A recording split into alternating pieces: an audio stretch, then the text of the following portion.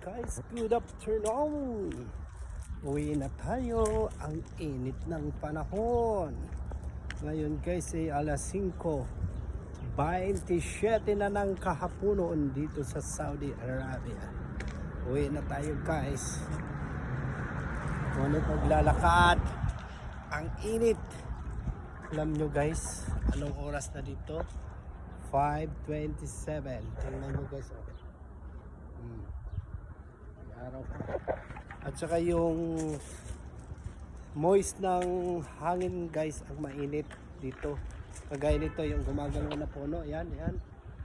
Hindi yan malamig guys ang hangin na iniihip niya. Ang init. Kasi galing po yun sa deserto ang init.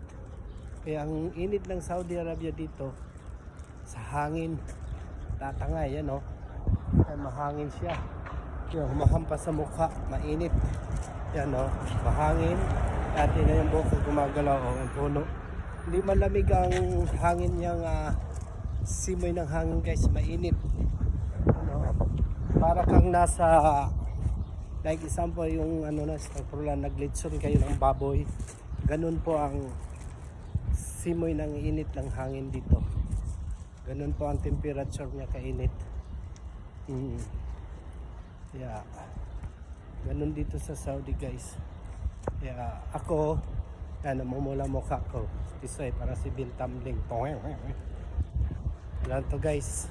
Mainit ang panahon Ayan yung buhok ko gumagalaw. Pero mainit yan guys ang hangin. Hindi malamig. Ganun yan dito guys. Saudi. Kaya nasasanay na lang.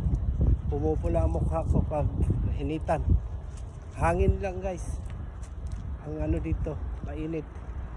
Kahit makita mo na gumagalaw yung puno ng tamar or dates, mainit ang hampas ng hangin. Hindi kagaya dyan sa Pilipinas, kapag gumagalaw ang puno na may hangin, ang lamig ng simoy ng hangin. Dito ang init. My ganon. Thank you for watching.